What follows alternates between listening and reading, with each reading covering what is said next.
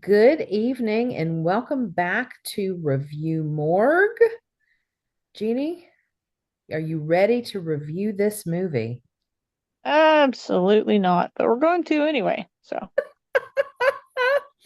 We had a very interesting conversation about this film before we got on here to record. And so we're just going to get right on into it. mhm. And we are reviewing another Roger Corman film, Tales of Terror, 1962. And as you can see behind me, it is Vincent Price, Peter Lorre, Basil Rathbone, and Debra Paget. There's other actresses and actors in it as well, but those are the big names. Yeah, the big four. The big four. And the big three of horror, besides we don't have Karloff in this one. No fun. I mean, yeah, we don't have who's the other one? Well, I like always get the names. Lugosi, There's Boris. Lugosi, There's Boris, and then there's Bella. yeah, Bella Lugosi. Yeah, those What I said is Lugosi. All yeah? right. So this film was basically let's see, I think is it the fourth film are we on, Jeannie? I'm pretty sure. Yes. Let me double check Yeah. So my records. while you're looking, I'll kind of keep talking about it. And so Yeah. yes, and the cool thing is that this film has three different tales. So it's basically an anthology. And the three tales that Corman did were the first one, Morella. Then he did the Black Cat, but there is also infused in the Black Cat the Cask of Amontillado. And then the third tale is the facts in the case of Monsieur Voldemar. It's usually shown as M. Dot. M. Voldemar. Yes. And so to me, just to kind of just start right off the bat, Yes, this is the fourth one. okay, cool. Thank you.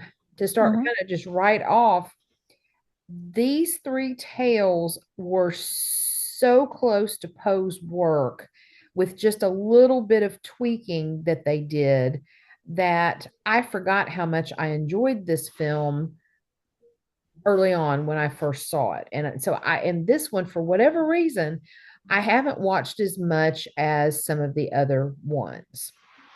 And so it was a nice, like, kind of surprise coming back to it after a very long time and remembering all of these things. So Okay. we're gonna talk about getting the IMDb pulled up real quick, but this again was made in 1962. The writers credited obviously Edgar Allan Poe and Richard Matheson. And Richard Matheson is one of the greats. I Am Legend was probably his biggest work, but he also wrote for Twilight Zone. And so just having his name on this, you can tell that this was done with fidelity, Yeah. in my I opinion. mean, I don't know if I want to. I'm not ready to start yet. Keep going. Okay. Okay. Well, so I'll share a little I bit don't think about. I'll be able to stop until I get when I get started. So yeah, keep Uh-oh, going. uh-oh. We Yeah. so the first tale, we'll just go right into it, was Morella. And when basically the story of Morella was the unnamed narrator married this beautiful woman, Morella, and she ended up dying in childbirth. And the unnamed narrator was so distraught at her death that he could not name the child because he felt like that the child killed her because it was during childbirth. And so, not until her 10th birthday did the unnamed narrator actually name her at her baptism. But all he did was he whispered, Morella. And then it was like his wife came back, and then the end, where I don't want to Yeah. spoil anything else. So the story was very similar, except that Vincent Price was estranged from his daughter. He had nothing to do with his daughter after his wife's death. And in this story for film, the Morella died a few months after the child was born. And in this one, the child's name was Lenora. And so I thought Mhm. that was really interesting that they changed that up a little bit. So the daughter has come back. She's 26. She says she is very ill. And so she doesn't have that much time. So they kind of patch things up, and he asks her to stay. And then weird things start happening. And Well, so I was going to kind of share with with our people who the other actors or actresses were. So okay. the daughter was played by Maggie Pierce, and some of her well-known works was this film, and she was also known for The Man from Uncle from Hmm. 1964 and The Fastest Guitar Alive in 1967. So that's her biggest credits. And then Morella was played by Liana Gage. And what she was known for was this movie, Scream of the Butterfly from 1965, and then A House is Not a Home from 1964. So both of those actresses didn't have as big of credits as Debra Paget did, and we'll talk about her a little bit later. And so, I don't want to spoil it too well, but some of the things that I noticed that I liked about this, again, it's very true to Poe's original story, but also, and I know Jeanie, I think, is going to disagree with me on this, but Hmm. just based on our previous conversation, the house was on the outside, it looked very dark, like charcoal gray. It was set on this by the sea, and the inside was like this whitish gray, almost chalky. And things were covered, there were cobwebs, things like that. But what stood out was at the dining room table, there were all these red goblets, there were red candles in different places. And and when Vincent Price came out, he had on kind of a darker like dressing gown, but Lenora had on this very vibrant royal blue dress. And so it was like those colors really, it made the characters pop, and it kind of put the focus on Lenora as she came back into his life. So, True. Jeannie, thoughts on the Morella story? Okay, so here we go. All right. The very beginning of it already uh, bothered me Okay. because they started with a beating heart. Yes, they So did. it was very much an homage to Telltale Heart. And I'm going, wait a minute, this is not the right story. So, once more, Corman, and we know, and the writers, sometimes they like to throw in some other parts Mm-hmm. of other stories. But that one really kind of bothered me. Okay. Uh, because I'm like, it's a misnomer. It's Yeah. not giving you I mean, it's trying to build that suspense. And I think this is the one thing that was bothering me the most for each one of these. It's like they were trying too hard Okay. to try to build the horror aspect of it instead of letting it, develop naturally. It was and I know a lot of people, and I don't want to make, don't start sending me emails, people. I'm not a big graphic horror, you know, kind of Halloween fan because I'm sorry, Mike Myers moved at a snail's pace, and Jamie Lee Curtis could never get away from him. So, because he True. always showed up when she fell. Uh, and I was like, okay, but this is what really bothered me. Yes, the coloring was perfect. The house by the sea, first of all, was definitely a bother because it looked too much like the fall of the House of Usher. It had that A little vibe. bit. Yeah, it's got that gothic vibe, which of course that was, I love that. Yeah. So, But it just was like, what was the point? yeah. What was the point of showing the house from the outside? That was one of the problems that I had. I was like, there's no point to this. Then when she shows up and she goes in and she starts seeing all these cobwebs and had the decrepit nature of the house. She Hmm. goes into the dining room and like you said, all these, this giant webbing, it's covering this whole table and you can see the red outside and then out walks this tarantula. Yeah, I forgot about And that. I'm going, Now that was that's definitely a Hollywood thing just to get a jump scare out of people. But well, the problem that I had is that tarantulas don't do that much webbing. I'm sorry, but okay. I mean, yes, they do have webs, but they don't make them like that.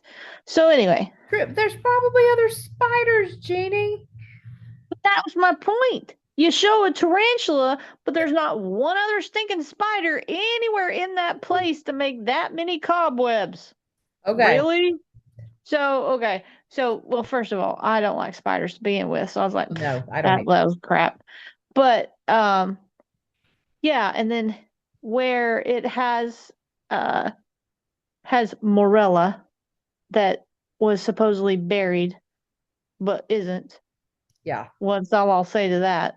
Yeah. But uh That it was was like, creepy. That was very well, creepy. Vincent Price, it's like he was struggling to me Hmm. with this character because he was struggling because he was trying to make him this grief-stricken, hateful man who, got rid of his daughter because he blamed her for murdering.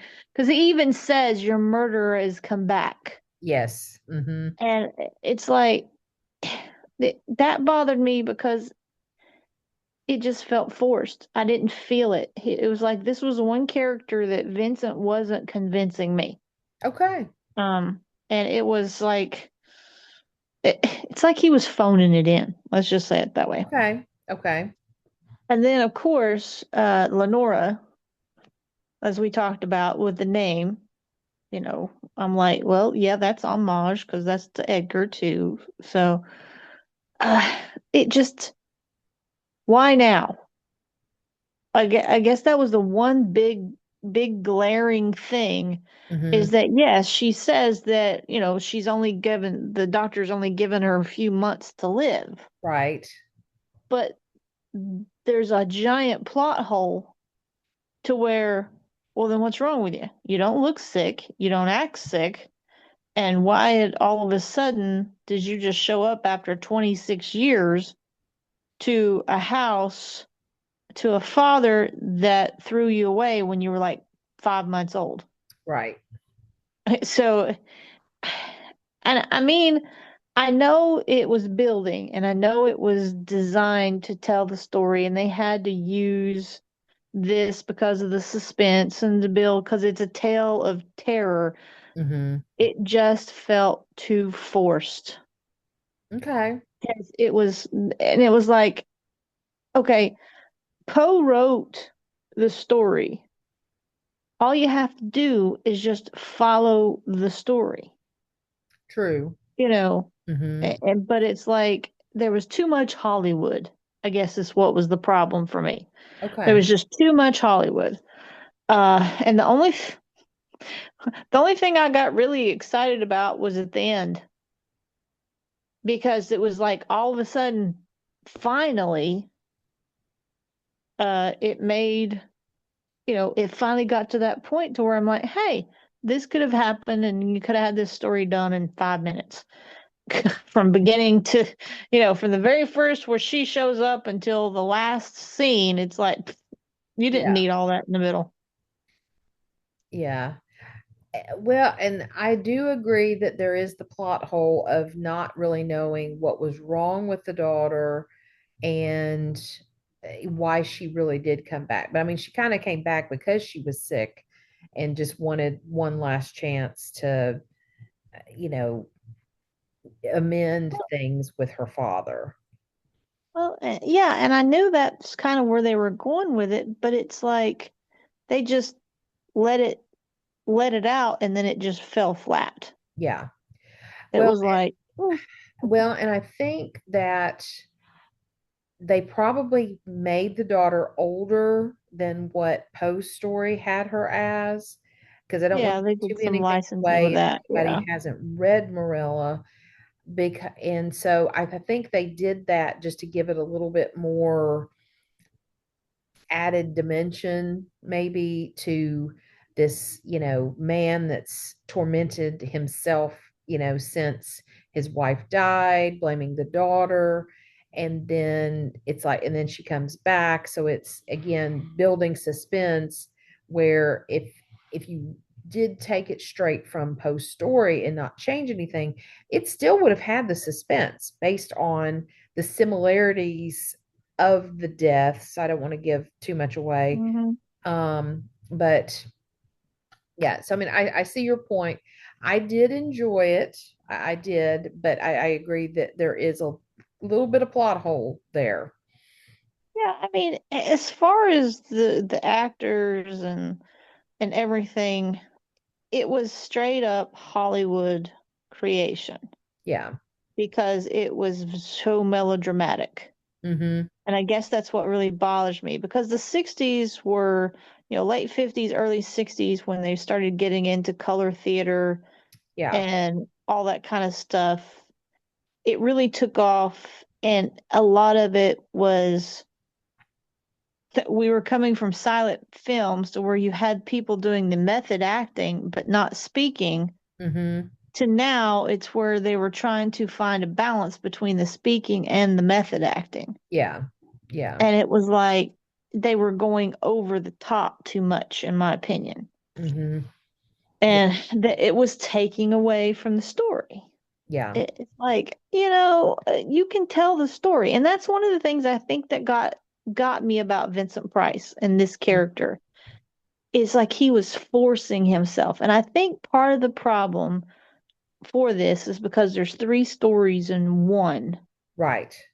is that he was trying to keep the characters so separate for Yeah. him to play them that it kind of got meshed up too Mm-hmm. much and he kind of failed, in my opinion, to make them personable for those characters. They Well, got too much. see, and I'm going to disagree with you a little bit because the second tale and the third tale, I mean, he was three different people, three separate people for each of the tales. Yeah, I mean, he was, but the problem was is that his body language didn't change. Mm-hmm. His voice inflections did, but he carried his body language the same in all three. Mm-hmm. And so, that's a lot of what Vincent Price was because he was one of those, he was kind of like Bela Lugosi and Boris Karloff. They had the voice, but most of the time their body language didn't really change, no matter the different characters they were playing. Mm-hmm. Yeah. And I think that had a lot to do with, they did start in those early days when it was very much a silent film or static, to where they had to use their voices to do the acting. Yeah. Um, It's true. but but yes, I like the first story. And the second one, I'm gonna be honest, and people, I'm not going to say a lot about it because I can't, because I only watched like the first 3 minutes and then the last minute and a half. Yeah. So, because the Black Cat, I've read like twice my whole life. Mm-hmm. And I just don't, I can't take it. And it wasn't that there was anything overt about it. The cat wasn't hurt, Right. but there was too much of emphasis that was, what's the word? The foreshadowing, Okay. where they were like, where the actual character was leaning towards to show the abuse to the cat. Mm-hmm. And that's where it got me. I was like, nah, I can't do that. Okay. It Yeah. was just bothered me too much because I'm Yeah. like, and like I told you, I had a problem with that blonde lady. Who was the blonde lady that played that one? So that actress, and we'll go deeper into Hmm. this, but the actress that, well, I lost my place. Hold on one second, and I'll pull it back up. There we go. So, and she returns in another of the Poe Corman films later down the road, and her name was Joyce Jameson, Hmm. and she was best known for, let me look that up while we're talking about it. She was in the Outlaw Josie Wales, Death Race Yeah. 2000, The Apartment, Every Which Way But Loose. Those are some of the biggest known things that she did, and plus these two, this Corman film and another one. It was comedy of terrors. Yeah. And so she plays the wife of the unnamed narrator in the Black Cat. And this Hmm. tale, they call it the Black Cat. However, they give her name, and she is Annabelle. So homage to Annabelle Lee. And Hmm. then you have Peter Lorre, who is her husband, and he is Montresor from the Cask of Amontillado. So Hmm. you can guess that Fortunato was played by Vincent Price. Yes. And so the story starts out, not to just go on and on about it, but the Black Cat is kind of walking along with Peter Lorre because it's his cat, and he goes home. He does get mad at the cat. There is one scene where you do see him pick him up, and he kind of tosses him. The cat, you can tell, is not hurt or anything, but Jeanie, I know reading the Black Cat story from Poe is very Mhm. disturbing. And so I totally agree with you on that. I do like that story because the cat gets the revenge in the end, in my opinion. Well, I do like it for that because, Poe was an animal lover. We've talked about this and everything. Absolutely. Yes. So he makes the story as a complete circle type of thing, Yes. like the Yes. circle of life, which that's Hmm. great. And one of the things that I did enjoy is because Peter Lorre's character, when he's walking down the sidewalk, Yeah. you see this sign where the cat's walking across the little edge. Yeah. There's a sign that says Revere Silversmith. Uh-huh. And I'm like, well, that's the homage to Boston Yes. because of Paul Revere, and he was a silversmith. Yeah. That's cool. And so I was like, those little touches kind of caught me. But the one thing that just bothered me the most is when the guy, the unnamed narrator, who was Montresor, Hmm. comes in and he calls for his wife, and it's like she had this horrible, horrible accent, Yeah. and she mispronounced Montresor's name. She made it like Montsor, Montsor, and I was like, what the hell are you saying? I mean, it's like she tried to make it like, and even the way they had her dressed with that long blonde hair, I Yeah. immediately got thrown into Ellie Mae Clampett. Yes, she was giving those vibes, definitely. And especially when she started throwing in that horrible accent. So that's another thing that bothered me because I always hated when people did that to me. Because when they found out I'm from the East Tennessee Hills, I Mhm. must be a hillbilly and I got to talk like that.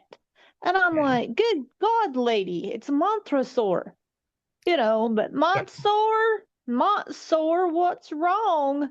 I was like, oh, Well, please be quiet. so the way that Corman kind of intertwined the Black Cat and the Cask of Amontillado Mm, was where Montresor hadn't worked for 17 years, as his wife Annabelle says.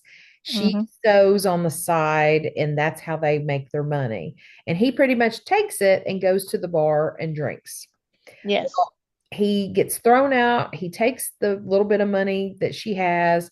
He goes to a bar. He gets thrown out, and he stumbles into this wine like little convention. hmm And that's where he meets Fortunato, and who is Vincent Price. And Right. they're about to do a wine demonstration where Fortunato can detect any wine that he tastes. He can tell you exactly what it is, what year it was, bottled, and all of that.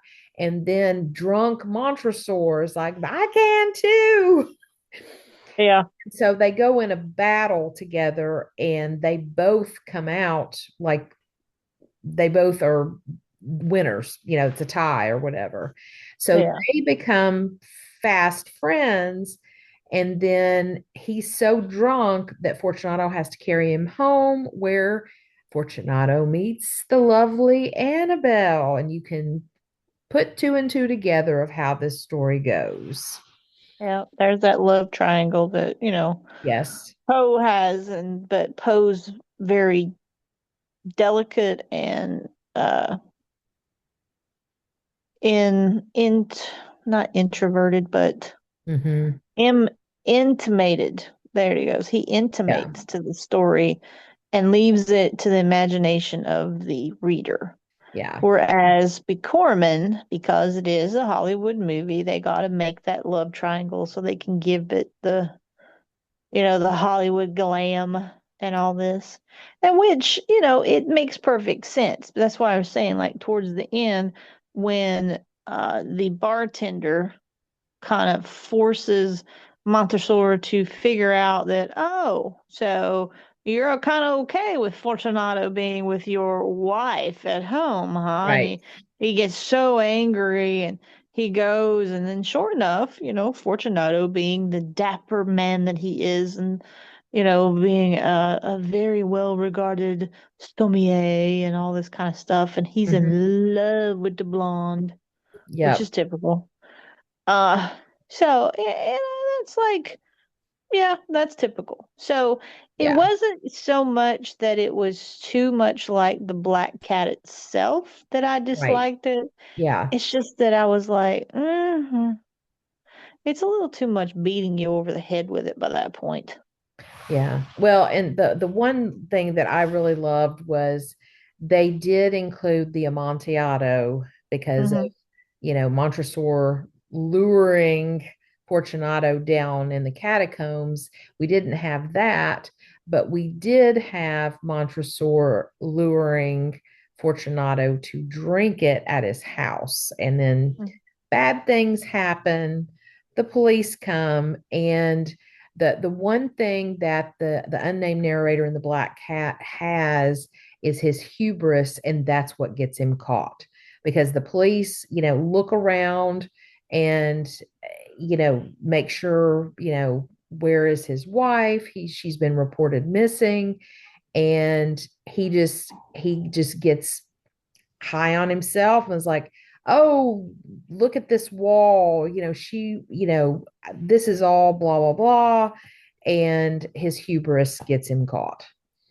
So, Yeah, which and the is a cat gives it definite, away. yes, which is definitely a Poe staple in his Yes. stories. Yeah, Because hubris is always a downfall of man. absolutely. And it's written so well. Mhm. That's why the Black Cat, my favorite part of that story is the ending because it's just so well done. Yeah, and I will say that even though I couldn't force myself to watch the whole thing because I Mhm. just couldn't take the cat part of it, when I pushed towards the end that I could handle just to watch it, Yeah. I did like it a lot better than I liked the first one Okay. That's good. because it Good. felt like it was more of a completed story Mm-hmm. that wasn't just a chop up of like, oh no, death, despair, agony on me. Okay, sorry. I had my hee Yeah. haw flashback All there. right. You're going what? Yeah, you're going off the rails.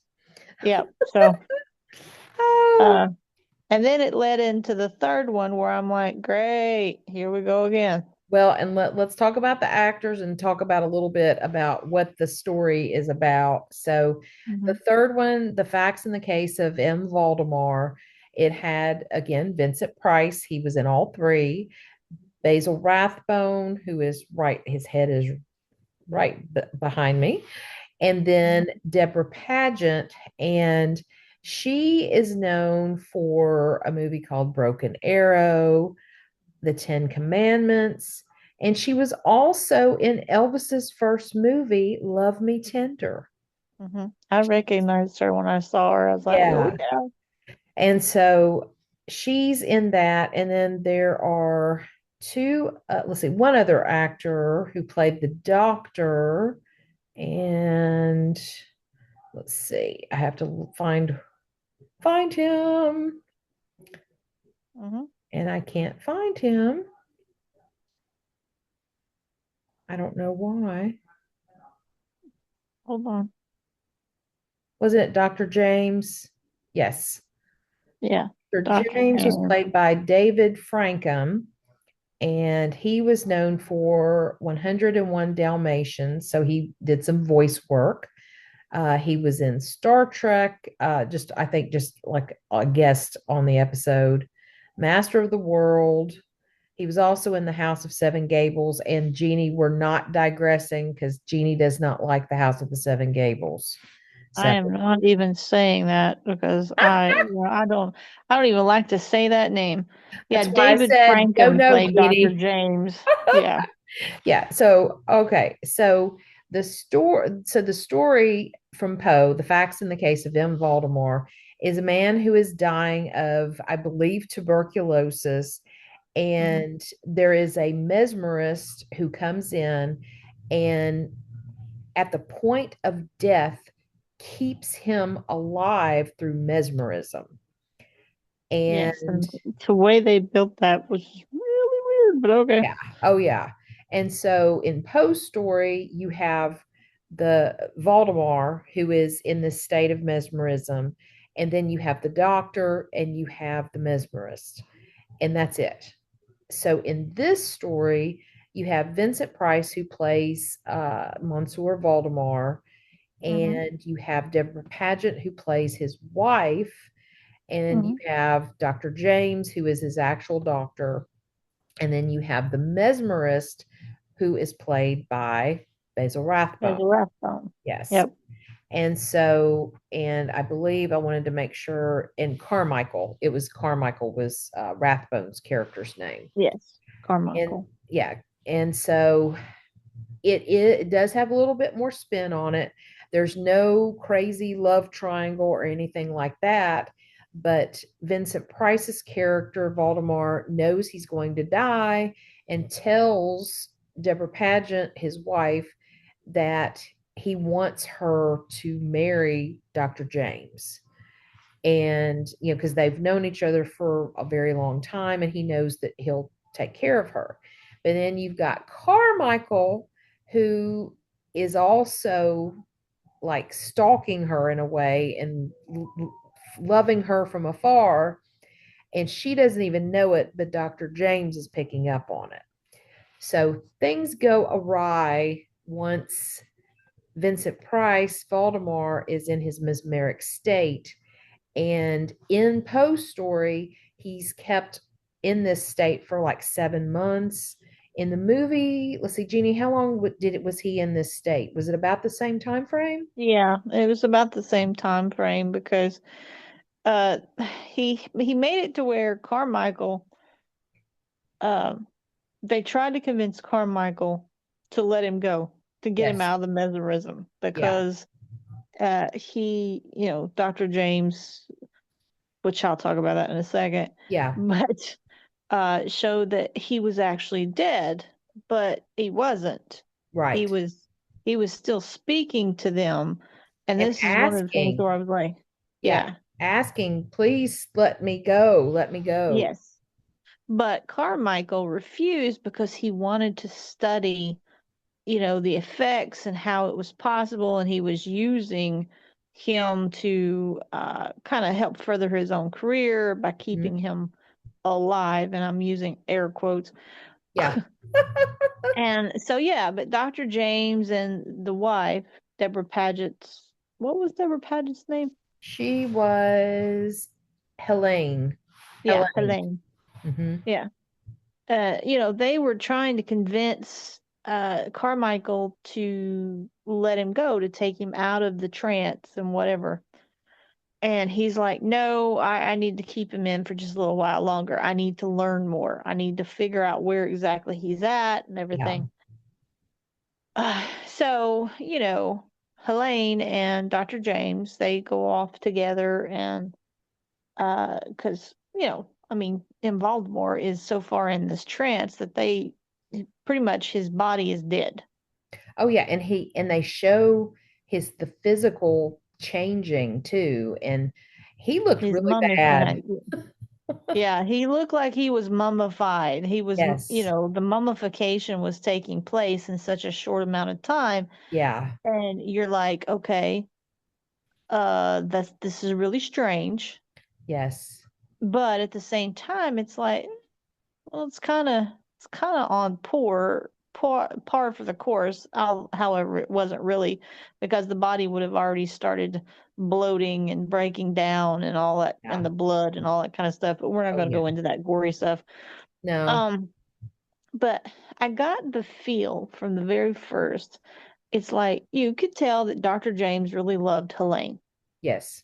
because they were the same age, they had known each other for a while, and Vim Voldemort, Vincent Price's character, is like way old, you Yeah, know. they even I liked how they made like, he had some white going right here, white Yes. hair, his eyebrows, his, beard and mustache were Mustache, all yes. white. They showed him as being probably what, 30-ish years older than her, maybe Yeah, 30. he looked more like her grandfather than her husband. Yes, yes. Uh, and so, but you instantly like M. Voldemort's character Hmm. because even though he's suffering, he knows he's going to die. He's wanting to uh, try this mesmerism to give him a little bit extra time. But at the same time, he's putting in motion things because he makes Helene promise that she will marry Dr. James once Hmm. he's gone because he doesn't think that this mesmerism is going to be keeping him for very long because he thinks Carmichael is just going to do the experiment Yeah, and everything, and then he's going to slowly cross over to the other side or wherever it right. is he needs to go. Yeah. Because that's what I got from this is that M. Voldemort's character is depending on Carmichael not to keep him alive, but to help him cross over. Yes, and Carmichael had a whole nother agenda. Hmm. And at one point, he has somehow trained Voldemort to say that he wants Helene to marry Carmichael, not Hmm. Dr. James. And Yes. yeah, that's where it goes off the deep end, is about that point. Yeah, that's when it goes off the rails and you're going, okie Yeah. dokie. And Uh, and basically what happens to M. Voldemort in Poe's story and in this tale are the physicality of it, of his death, is the same. It's just in Poe's story, it only has the effect of it's gruesome, and the mesmerist, the doctor, is like, "Whoa, my gosh!" And then Mhm. in this, because I don't want to give too much away, and then in this tale, more effects I think are felt based on how, like, the It's goriness Hollywood of it. horror. Yes, It's and it's what he Hollywood does. horror in its finest in this one. Yeah, what he does as he's dying. And so, Yeah. again, we want you to watch the movie. Yeah. So that's why we're kind of just skirting around a few things, but at the Yeah. same time, the third one had definitely more of a story than the first one, in my opinion. Hmm. However, it did have a little bit of that melodramatic that like the first one had, to where it was like, oh, you could see it coming from half a mile away and you're going, no, Yeah. don't. But But I think these three were very well chosen to put together. You might as well kind of say four because of the Cask of Amontillado embedded. So I don't know. I like and that the they Fall of the House of Usher and the Telltale Heart from the first one. Because what hint, happens at the hint. end, the hinting, Yeah. like at the end of the first one, you've got like, that's not really in that story, but it goes with another Poe story. Yeah. There were Uh, definitely lots of Edgar Allan Poe Easter eggs, I guess you could say. yeah, exactly. So, but it's definitely homage to Poe. That Yeah. wasn't just them creating a whole new genre, like the Black Cat movie with with with Boris and uh Bela Lugosi, Oh where yeah, it was that was like, way before this one. yeah, that's what I'm saying. I mean, the only thing that was even close to being part of Edgar Allan Poe was the name, the Black Cat. Yeah. So Oh yeah. this So one definitely, it hit some of the major parts of what gave Edgar Allan Poe his horror moniker, yeah, I agree with you. because it was all about the psychological horror. Mm-hmm.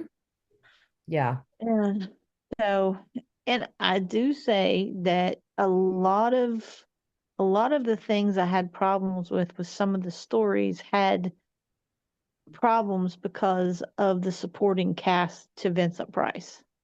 Okay. Yeah. It wasn't strong enough in the first one, to where I think that's why Vincent was struggling so bad, because he was trying to carry the whole thing. Yeah, and I would probably agree that yes, he was carrying the whole thing. Not that the two actresses, the one that played Lenora, the one that Yeah. played Morella, were bad, but their parts, like Lenora's part, was larger than Morella, Yeah, definitely. but it was still surface level. Yeah. That's part of the problem. There was no development of their characters. Yeah. You wonder if other actresses had been in it, how different it might have been. Yeah. Because and that's like with the second one, even though Annabelle's character was, in my opinion, horrid with the accent and everything else, it Hmm. wasn't that she was a bad actress. There was actually good characters, actors, that kind of helped overlook her flaws, Yeah. because you had Peter Lorre, and I mean, he was phenomenal. You had Vincent Price, and then of Mhm. course you had the bartender and all this. So you had some really good supporting actors that Mhm. allowed Vincent to spread his wings, so to Yeah. speak. And the banter between Hmm. Price and Lori the chemistry was so perfect. And when Fortunato, says the line from Yeah. the story, it's very close to the very end. For the love of God, Montresor. And then Yes. Lori repeats it very just straight. for the love of God, Montresor. It's just brilliant. That was just brilliant. I've always been a fan of Peter Lorre with Yes. everything that I watched him, and it was like he had that presence. He had a presence like Vincent Price did. Yeah. Oh Even yeah. And though his that voice Peter too. Lorre, yeah, even though maybe Peter Lorre was not as prominent and well known as being one of the Hollywood elite because he kind Right. of didn't fit the tall, dark, handsome, Cary Grant, Hmm. Clark Gable, because he was a smaller uh stature, Hmm. bald headed. Well, might as well say bald headed. He did have some hair, but not a lot. Yeah. Well, and he was a lot thinner when you think of Casablanca, because Yeah, he had a role in that was pivotal. yeah. So it's like the few things that it was his voice Yeah. that always made him more noticeable. Hmm. And then, like with Basil Rathbone, his facial features and the way he carried himself, it fit that.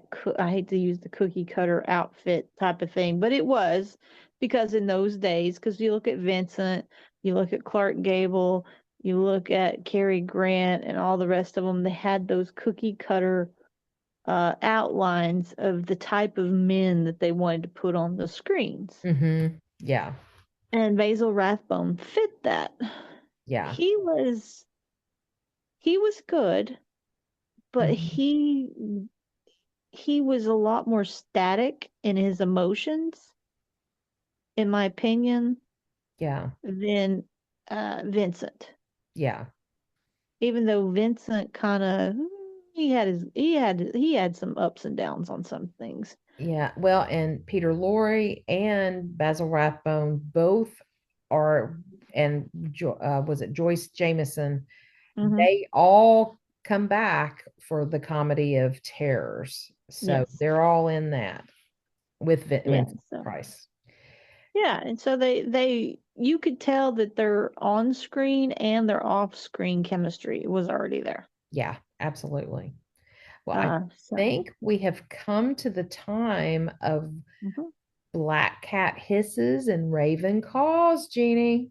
Woo! So, do we want to do it as a whole for the film, or do we want to do it for each portion? Because there's technically three stories in one here. Yeah, I almost think we should do it as a whole. Yeah, me too. I just Overall, wanted to make sure. yes, I think so. Do you want to All go right. first? Nope, you go first. Okay. All right. So I totally enjoyed this film. It is definitely not my favorite Corman film. However, I probably the thing that I love the most is how close to Poe stories that these were Mhm. above the other Corman films. So that's one thing that puts it high on my list. I do think that the acting is superb. It's probably kind of like I agree with you, Jeanie, that it's not Vincent's best work in all three of them, like some of the other films, like Fall of the House of Usher, Mask of the Red Death, that kind of thing. Mhm. But I think that the Cask of Amontillado and the Facts in the Case of M. Valdemar, I think his acting is, again, I'm going to use the same word, superb. And so the supporting cast was really great. I think that Corman captured the setting for each of the three stories with the gothic essence and the Victorian, homes and things like that. And to me, the cask of Vermont, I'm sorry, the black cat, even though it's like the black cat cask, uh, Yeah, there you go. it it's like it was more of a homey type story because you do have this home that's not as elaborate as the Gothic mansion that was in the first story of Morella. and you've got the bar scenes. And so that one, that particular tale, the second one, is my favorite of all three. And it just pushes to it over the edge. And I think part of this too, one of the reasons I like this film is because Morella has hardly ever been adapted. Neither has The Black Cat. The Cask of Amontillado has, in some regards, been adapted, but it's not been like movie adapted, like a full length movie. And then The Facts in the Case of M. Baltimore has hardly been adapted. And so that to me, I think Corman chose wisely when he put those three together.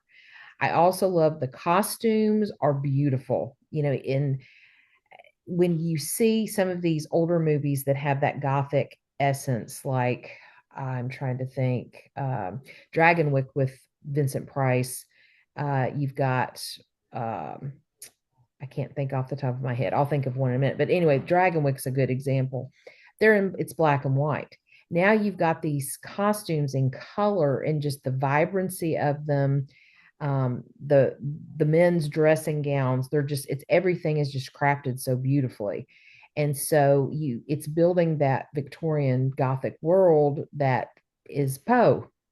And I think he captured that very well. So I'm going to go with, for Raven Cause, I'm going to go with five. I almost said four. I decided five for all those reasons I just said. Black Cat Hisses, I'm only going to go with two. And I do believe, I agree with you, Jeanie, on that, on Morella. It seemed like there was a bit of that melodrama that took away from the story. And because I know that in what, because I watched it all the way through, it felt like Morella was taking a whole lot longer than it should have. Mm-hmm. And so that that's my take. All righty. Well, this is where it's going to go really flip flop here because for me, the setting or the setup with using Morella as the first story in the Tales of Terror, Mm-hmm. I think is what caused the downfall for me Okay. because it it set my expectations at such a low bar Mm-hmm. and already had me regretting watching it because I was just one bored out of my mind because Mm-hmm. everything was dragging so long, even with the placement, the body movement, the speaking. It was like, what's the point? You're not. It was like a broken record that just Okay. kept skipping. And I just couldn't get past that until the very end of the story. And then it was like, it's like they just pushed it onto you to the point of where, you know, how beating yourself over the head with it kind Yeah, of thing. yeah, I do. So then when we went into the beginning of the Black Cat, I mean, of course, I love the cat part. The cat was very well placed to start it out. And then I loved how they had the historical aspects of it, like I said, with Revere's silversmith Mm-hmm. and that kind of thing. And then, of course, Peter Lorre's character. But then when they brought in the Annabelle character, and it's like, oh no, you didn't. And then that kind of went, so then I got a little bit of bringing back in the middle, but I was still got a bad taste in my mouth from the first one. So I'm like, oh, I'll just go on the way to the third one. And Yeah. by the time the third one came around, it was like, oh goody, we just went across the sandbar and we're drowning because it's like, goody, we're gonna get hit in the head all over again because they didn't hit upon certain aspects of the story that could have made it that much better. Yeah. Yeah. It's like they were too tied up with the doctor and his melodramatic ways and poor Helene, Mm-hmm. which some of the female characters, that's one of the things, and I'm not going to blame Corman, but some aspects of the directors and stuff in those days, they mismanaged the female characters. Mm-hmm. And you could tell that from this story because it was all about hysterics for those type of actresses. Mm-hmm. It's like, oh, boom, and they faint. Yeah. And then they get carried off. I'm like, good Lord, how much these women weigh that people can just pick them up and just carry them off at the drop of a hat? It's like, Oh. and they have the size of a quarter a waist. But Mm-hmm. anyway, so I think the beginning story, mental recovery a little bit, but then by the end of it, you're right back to where it's like, yeah, I don't think I'll watch this again. Okay. So I'm going to start with Black Cat Hisses. Okay. I'm going with 4.5 All right. because even though they did pay homage and give Edgar Allan Poe his rightful, place with the stories that Mm-hmm. he did write the stories and they used as much of it. They did not do them enough justice, in my opinion. Okay.